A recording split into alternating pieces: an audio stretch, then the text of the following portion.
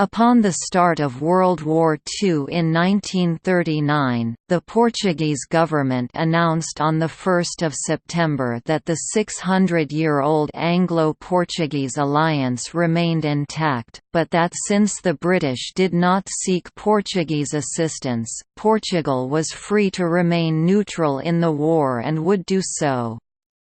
In an aide-memoire of 5 September 1939, the British government confirmed the understanding. As Hitler's occupation swept across Europe, neutral Portugal became one of the continent's last escape routes. Portugal managed to remain neutral throughout the war despite extraordinary pressures from both sides, notably over the strategically located Azores Islands and over the Wolfram tungsten trade.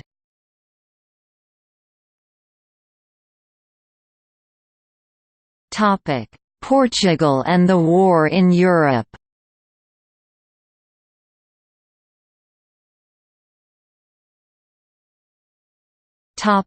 Overview. At the outbreak of World War II, Portugal was ruled by António de Oliveira Salazar, the man who in 1933 had founded the Estado Novo, new state, the corporatist authoritarian government that ruled Portugal until 1974. Salazar's dislike of the Nazi regime in Germany and its imperial ambitions was tempered only by his view of the German Reich as a bastion against the spread of communism. He had favored the Spanish nationalist cause, fearing a communist invasion of Portugal, yet he was uneasy at the prospect of a Spanish government bolstered by strong ties with the Axis. Salazar's policy of neutrality for Portugal in World War II thus included a strategic component. The country still held overseas territories that, because of their poor economic development, could not adequately defend themselves from military attack.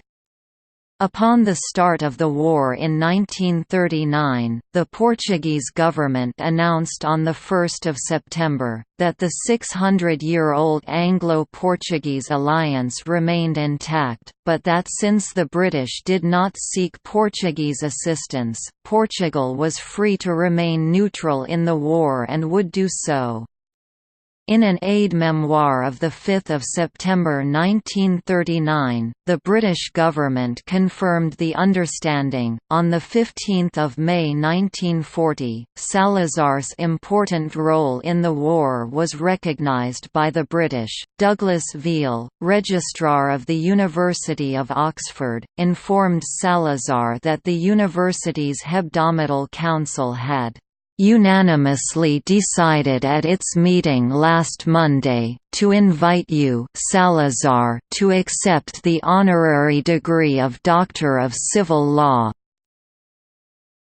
Salazar's decision to stick with the Anglo-Portuguese alliance allowed the Portuguese island of Madeira to come to the aid of the Allies, and in July 1940 around 2,500 evacuees from Gibraltar were shipped to Madeira.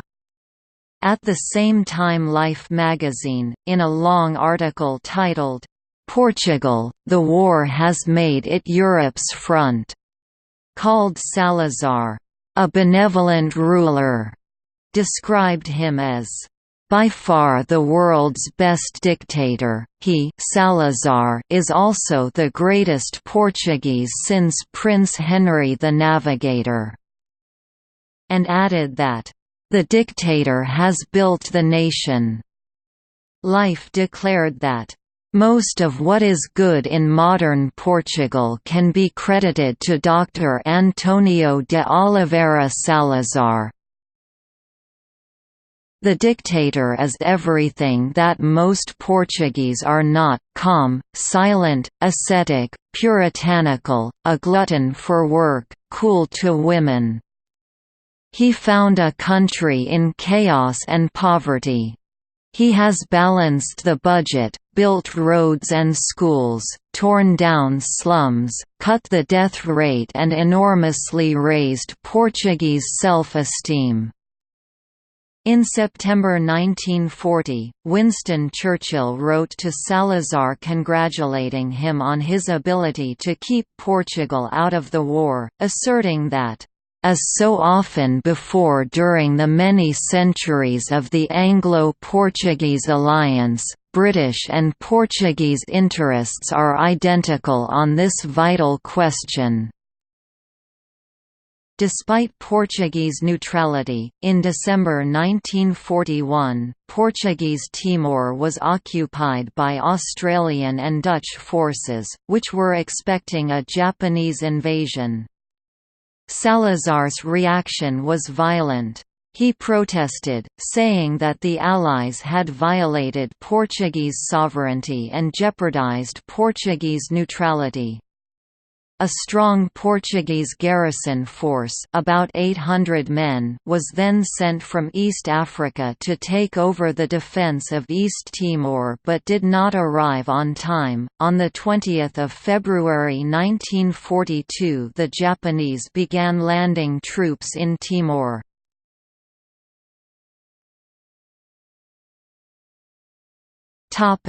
Azores. Portugal managed to remain neutral despite extraordinary pressures from both sides. Both the Allies and the Axis sought to control the strategically located Azores Islands during World War II. Dictator Salazar was especially worried about a possible German invasion through Spain and did not want to provoke Hitler, nor did he want to give Spain an excuse to take side with the Axis and invade Portugal due to the strategic importance of the Canary Islands. Both Great Britain and the United States devised several plans to set up air bases in the Azores regardless of Portugal's disapproval. The plans were never put into operation. In 1942 Lajes Field on the Azores was assigned the name Air Base No. 4 and the Portuguese government expanded the runway and sent troops and equipment to Lajes, including Gloucester Gladiator fighters. Military activity in the Azores grew as the Gladiators' role progressed into flying cover for Allied convoys, reconnaissance missions and meteorological flights. In August 1943, Portugal signed the Luso-British Agreement, which leased bases in the Azores to the British. This was a key turning point in the Battle of the Atlantic, allowing the Allies to provide aerial coverage in the mid-Atlantic gap, helping them to hunt U-boats and protect convoys. Churchill surprised members of Parliament (MPs) when he said he would use a 14th-century treaty. Many MPs had not known that Portugal and England had the oldest operational alliance in the world, the Anglo-Portuguese Treaty of 1373. Churchill ended his speech saying, "I take this opportunity of placing on record the appreciation by His Majesty's government, which I have no doubt is shared by Parliament and the British nation, of the attitude of the Portuguese government, whose loyalty to their British ally never wavered in the darkest hours of the war." A few months later, on 1 December 1943, British and U.S. military representatives at RAF Lajes signed a joint agreement outlining the roles and responsibilities for the United States Army Air Forces (USAAF) and United States Navy (USN) at Lajes Field. The agreement established guidelines and limitations for the U.S. to ferry and transport aircraft to Europe via Lajes Field. In return, the U.S. agreed to assist the British in improving and extending existing facilities at Lajes. Air Transport Command transport planes began landing at Lajes Field immediately after the agreement was signed. In 1944, Portugal signed an agreement with the United States allowing the use of military facilities in the Azores. American forces constructed a small and short-lived air base on Santa Maria Island. By the end of June 1944, more than 1,900 American aircraft had passed through Lajes Air Base. Using Lajes, the flying time relative to the usual transatlantic route between Brazil and West Africa was cut nearly in half from 70 to 40 hours. Lajes also served as one of two main stopover and refueling bases for the first transatlantic crossing of non-rigid airships (blimps) in 1944. The U.S. Navy sent 6 Goodyear-built K ships from Naval Air Station South Weymouth in Massachusetts to their first stopover base at Naval Station Argentia, Newfoundland, and then on to Lajes Field in the Azores before flying to their final destination at Port Lyautey, French Morocco. From their base with Fleet Air Wing 15 at Port Lyautey, the blimps of USN Blimp Squadron ZP-14 Blimpron 14 conducted nighttime anti-submarine warfare (ASW) surveillance of German U-boats around the Straits of Gibraltar using magnetic anomaly detection (MAD). In 1945, 2 ZP-14 replacement blimps were sent from Weeksville, North Carolina to the Bermudas and Lajes Air Base before going on to Port Lyautey. In 1945, a new air base was constructed in the Azores on the island of Terceira and is currently known as Lajes Field. This base is in an area called Lajes, a broad, flat sea terrace that had been a farm. Lajes Field is a plateau rising out of the sea on the northeast corner of the island. This Air Force base is a joint American and Portuguese venture. Lajes Field continues to support United States and Portuguese military operations. During the Cold War, the United States Navy P-3 Orion anti-submarine squadrons patrolled the North Atlantic for Soviet submarines and surface spy vessels.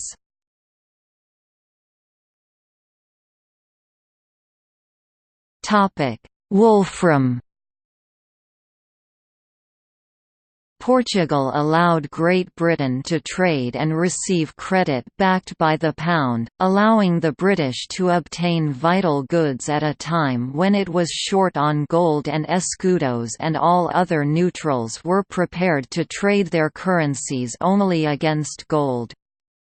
By 1945, the British owed Portugal over $322 million under this arrangement. Another delicate issue was the wolfram or tungsten trade. After the invasion of the Soviet Union, Germany became dependent on Portugal and Spain for its wolfram supplies. Wolfram was of particular value in producing war munitions. To maintain its neutrality, Portugal set up a strict export quota system in 1942. This concept of neutrality through equal division of products supplied to belligerents was different from that of the northern neutrals who worked on the basis of normal pre-war supplies. But in January 1944, the Allies began to pressure Salazar to embargo all wolfram sales to Germany. Portugal resisted, defending its right as a neutral to sell to anyone and fearing that any reduction in its exports would prompt Germany to attack Portuguese shipping. Salazar's fears were not groundless as, despite Portuguese neutrality, the steamer Ganda was torpedoed and sunk by the Germans in June 1941. On 12 October 1941 the neutral ship Corte Real was stopped for inspection by U-83 80 miles west of Lisbon. The U-boat opened fire with the deck gun, setting the ship on fire and finally sinking her with 2 torpedoes. On 14 December 1941 the unescorted and neutral Caciquel was hit in the stern by one of 2 torpedoes from U-boat 108 about 160 miles southwest of Cape St. Vincent, Portugal, and sank immediately.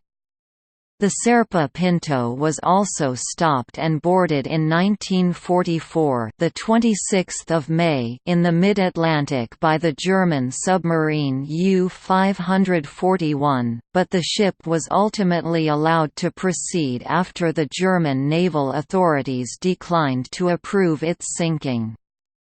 On 5 June 1944, before the Normandy invasion, following the threats of economic sanctions by the Allies, the Portuguese government opted for a complete embargo on Wolfram exports to both the Allies and the Axis, thereby putting 100,000 Portuguese labourers out of work.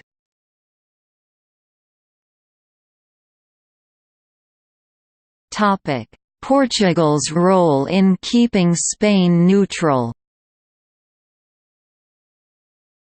Just a few days before the end of the Spanish Civil War, on 17 March 1939, Portugal and Spain signed the Iberian Pact, a non-aggression treaty that marked the beginning of a new phase in Iberian relations.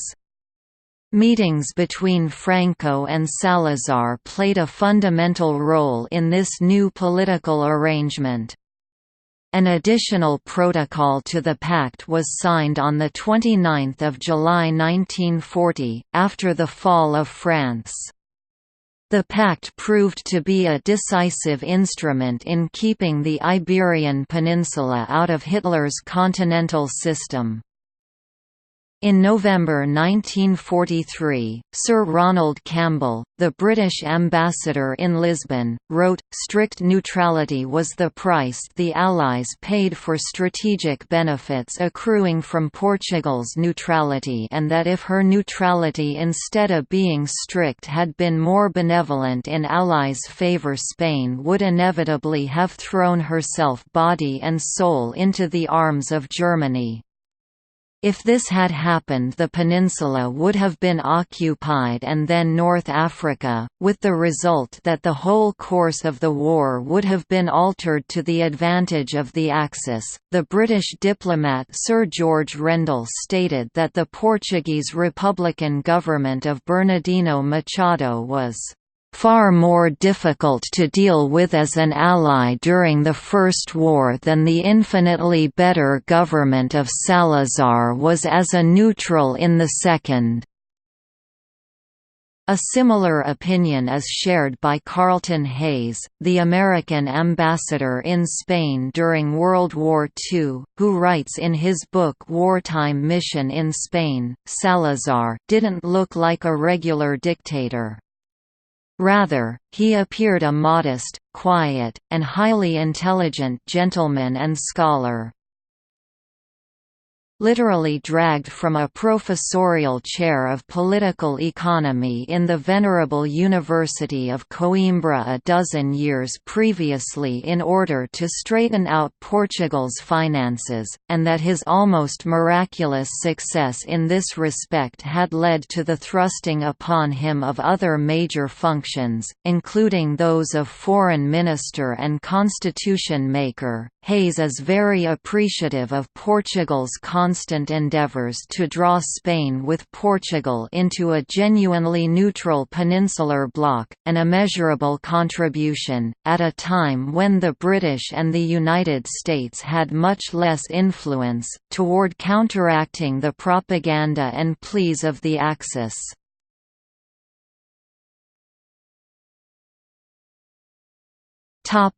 Haven for refugees.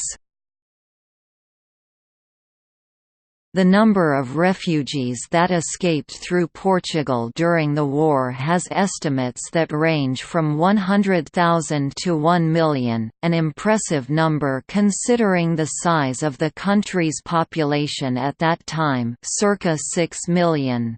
In 1940 Lisbon, happiness was staged so that God could believe it still existed, wrote the French writer Antoine de Saint-Exupéry. The Portuguese capital became a symbol of hope for many refugees. Even Ilsa and Rick, the star-crossed lovers in the film Casablanca, sought a ticket to that great embarkation point. Thousands flooded the city trying to obtain the documents necessary to escape to the United States or Palestine. Not all found their way. On 26 June 1940, 4 days after France's capitulation to Germany, Salazar authorized the main office of the Hebrew Immigrant Aid Society in Paris to be transferred to Lisbon. According to the Lisbon Jewish community, Salazar held Moisés Bensabat Amzalek, the leader of the Lisbon Jewish community, in high esteem, allowing Amzalek to play an important role in getting Salazar's permission for the transfer. In July 1940, the civilian population of Gibraltar was evacuated due to imminent attacks expected from Nazi Germany. At that time, Portuguese Madeira agreed to host about 2,500 Gibraltarian refugees, mostly women and children, who arrived at Funchal between 21 July and 13 August 1940 and who remained there until the end of the war. In 2010 a monument was commissioned in Gibraltar and shipped to Madeira, where it was erected next to a small chapel at Santa Catarina Park, Funchal. The monument was a gift and a symbol of everlasting appreciation from the people of Gibraltar to the people of Madeira. The Portuguese consul general in Bordeaux, Aristides de Sousa Mendes, helped an undetermined number of refugees, and his actions were not unique by any means. Issuing visas in contravention of instructions was widespread at Portuguese consulates all over Europe, although some cases were directly supported by Salazar. The Portuguese ambassador in Budapest, Carlos Sampaio Garrido, helped an estimated 1,000 Hungarian Jews in 1944. Along with Carlos de Liz Teixeira Branquinho, under Salazar's direct guidance, they rented houses and apartments to shelter and protect refugees from deportation and murder. On 28 April 1944, the Hungarian Gestapo raided the ambassador's home and arrested his guests. The ambassador, who physically resisted the police, was also arrested, but managed to have his guests released on the grounds of extraterritoriality of diplomatic legations.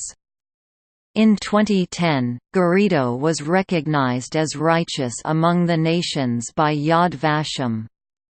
Other Portuguese who deserve credit for saving Jews during the war include Professor Francisco Paula Leite Pinto and Moisés Bensabat Amzalek. A devoted Jew and a supporter of Salazar, Amzalek headed the Lisbon Jewish community for 52 years, from 1926 until 1978. Historian Carlton Hayes, American ambassador in Spain during the war, writes of a "prodigious number of refugees" who began pouring into Spain in November and December 1942. Most were Frenchmen, half-starved, without money or clothes, and Hayes writes of the decisive intervention of the ambassador Pedro Teotonio Pereira in favor of 16,000 refugees of French military refugees who were trying in 1943 to get from Spain to North Africa in order there to join the Allied forces. In that group were also included Polish, Dutch and Belgians, most of whom were soldiers or would-be soldiers. According to Hayes, the Poles in particular were destined to perform brilliant feats in the later Italian campaign.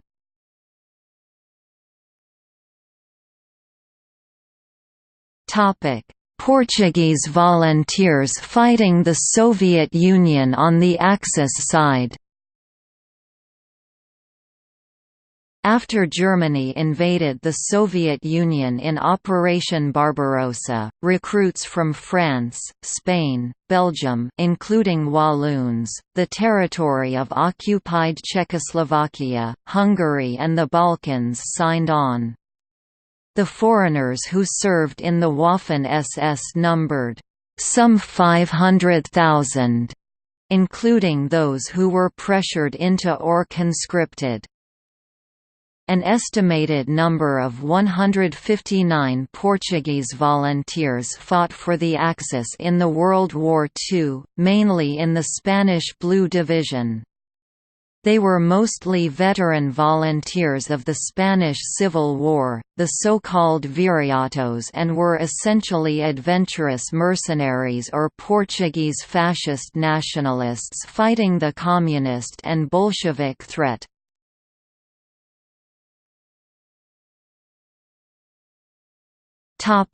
Portugal and the Pacific War.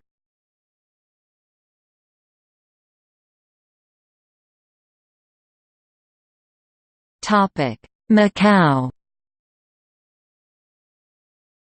Portugal was also neutral during the Pacific War. Its colony of Macau was isolated following the Japanese conquest of nearby areas of China and the fall of Hong Kong in December 1941.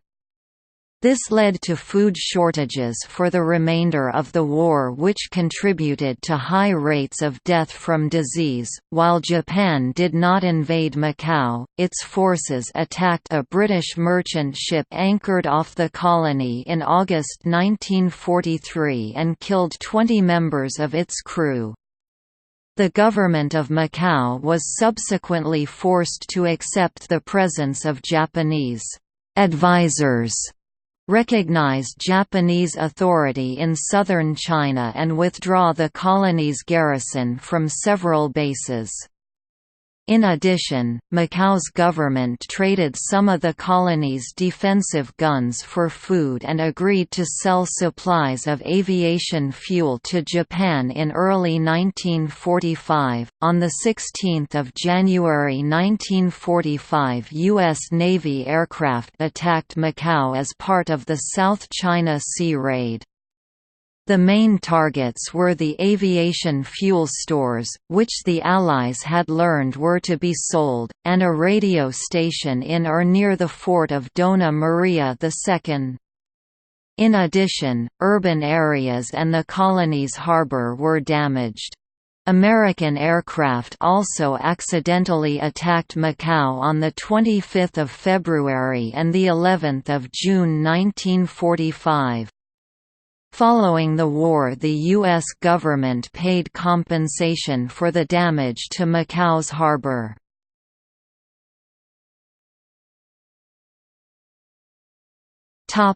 East Timor. On 17 December 1941, following the Japanese attack on Pearl Harbor, Dutch and Australian troops disembarked at East Timor in disrespect of Portuguese sovereignty. Salazar denounced the Allied operation as an invasion of a neutral territory. On 20 February 1942, alleging self-defense, Japan invaded the island of Timor.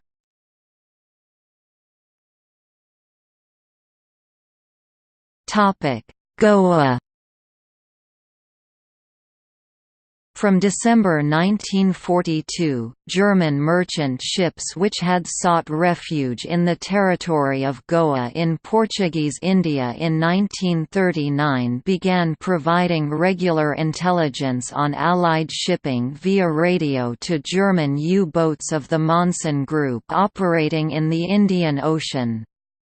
Once the British discovered this, the Special Operations Executive launched Operation Creek, using a group of part-time soldiers called the Calcutta Light Horse to infiltrate the harbour and sink the German ship Ehrenfels with limpet mines, ending the transmissions. Due to the violation of Portuguese neutrality, the operation was kept secret until 1978.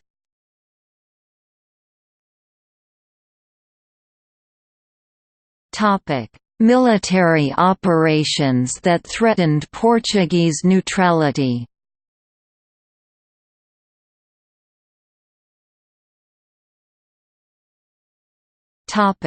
By the Axis.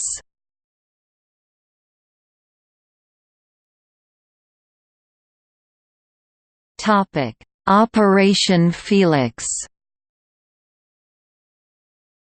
The Germans had planned an attack on Gibraltar, codenamed Operation Felix, which was never initiated. It included the potential invasion of Portugal if the British gained a foothold and considered the occupation of Madeira and of the Azores.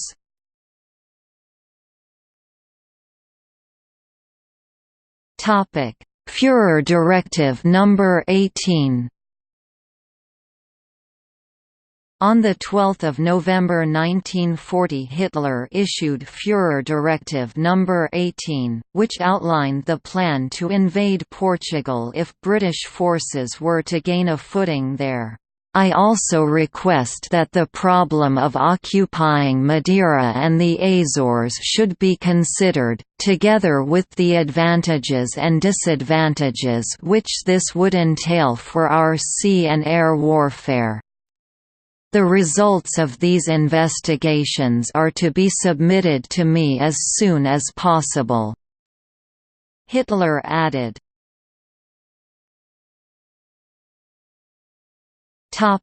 Operation Isabella. In June 1941, Operation Isabella was a Nazi German plan to be put into effect after the collapse of the Soviet Union to secure bases in Spain and Portugal for the continuation of the strangulation of Great Britain. This concept was laid out by Hitler, but was never executed.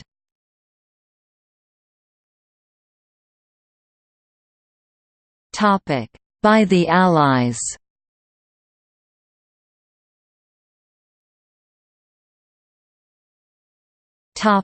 Operation Alacrity. Operation Alacrity was the codename for a proposed Allied seizure of the Azores during World War II.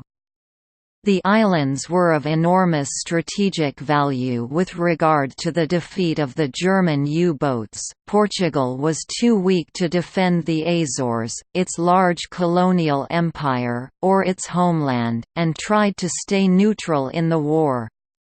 Salazar was especially worried about a possible German invasion through Spain and did not want to provoke Hitler, nor did he want to give Spain an excuse to take sides with the Axis and invade Portugal due to the strategic importance of the Canary Islands.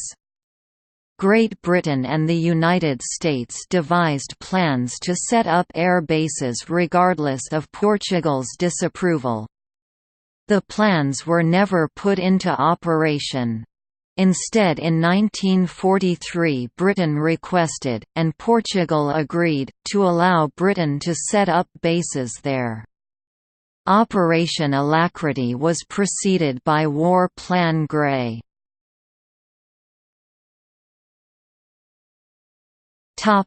War Plan Grey. War Plan Grey was a plan for the United States to invade the Azores Islands in 1940–41. Grey is one of the many color-coded war plans created in the early 20th century. On the 22nd of May 1941, President Franklin D. Roosevelt directed the U.S. Army and Navy to draft an official plan to occupy the Portuguese Azores, approved by the Joint Board on 29 May. War Plan Grey called for a landing force of 28,000 troops, one-half Marine and one-half Army.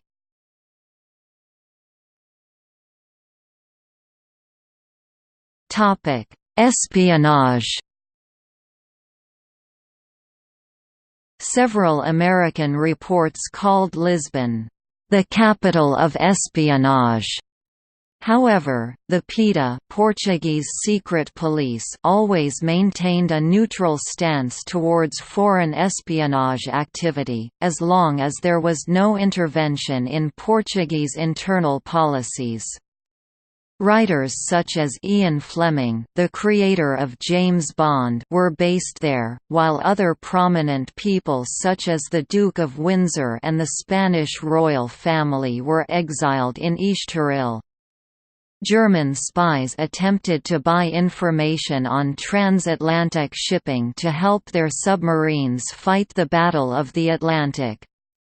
The Spaniard Juan Pujol Garcia, better known as codename Garbo, passed on misinformation to the Germans, hoping it would hasten the end of the Franco regime. He was recruited by the British as a double agent while in Lisbon. Conversely, William Kolpow, an American trader, was recruited as an agent by the Germans while his ship was in port in Lisbon. He was subsequently landed by U-boat U-1230 in Maine before being captured.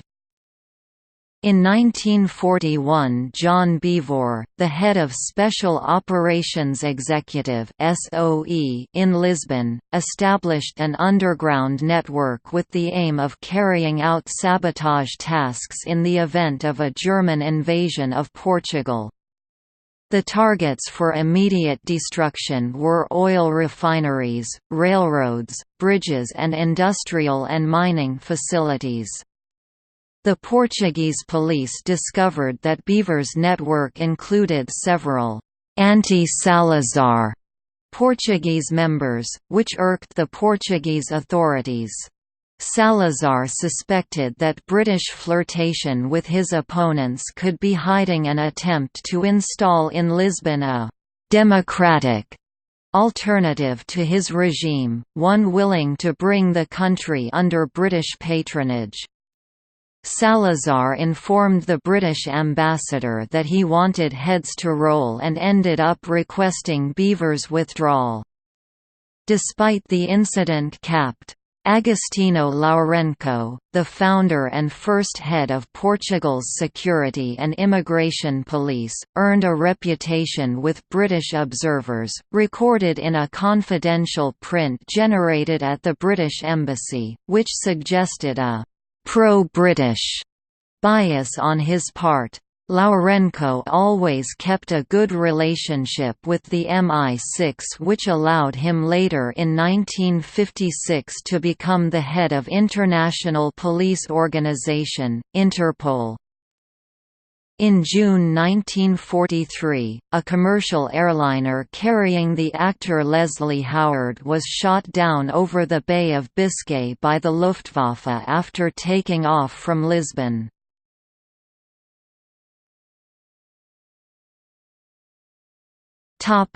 Aftermath.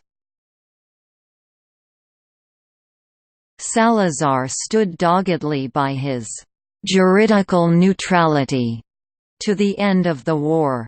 On the death of Hitler, he followed the protocol and ordered flags to be flown at half-mast.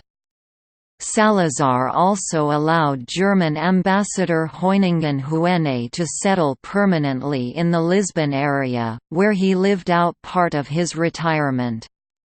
Portugal continued to welcome refugees after the war. Umberto II, King of Italy, lived for 37 years in exile, in Cascais. The Count and Countess of Barcelona, the heir apparent to the defunct Spanish throne D. Juan de Bourbon, and his wife D. Maria de los Mercedes, were exiled in Estoril, Cascais on 2 February 1946. Later, in April, they were joined by their children Pilar, Juan Carlos, the future King Juan Carlos of Spain, Margarita and Alfonso. Calouste Gulbenkian, the Armenian oil magnate known as Mr. 5%, also chose Portugal as a place to settle. In an operation organized by Caritas Portugal from 1947 to 1952, 5,500 Austrian children, most of them orphans, were transported by train from Vienna to Lisbon and then placed in the foster care of Portuguese families. Portugal survived the horrors of war not only physically intact but significantly wealthier. To commemorate the fact that it was spared the destruction of the war, in 1959 the Cristo Rei monument was built in Almada, overlooking Lisbon. Despite the authoritarian character of the regime, Portugal did not experience the same levels of international isolation as Spain did following World War II. Unlike Spain, Portugal under Salazar was accepted into the Marshall Plan 1947–1948 in return for the aid it gave to the Allies during the final stages of the war. Furthermore, also unlike Spain, it was one of the 12 founding members of the North Atlantic Treaty Organization (NATO) in 1949, a reflection of Portugal's role as an ally against communism during the Cold War in spite of its status as the only non-democratic founder.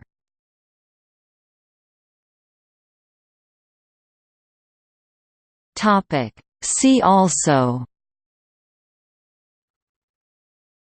Foreign relations of Portugal, Anglo-Portuguese alliance, Neutral powers during World War II.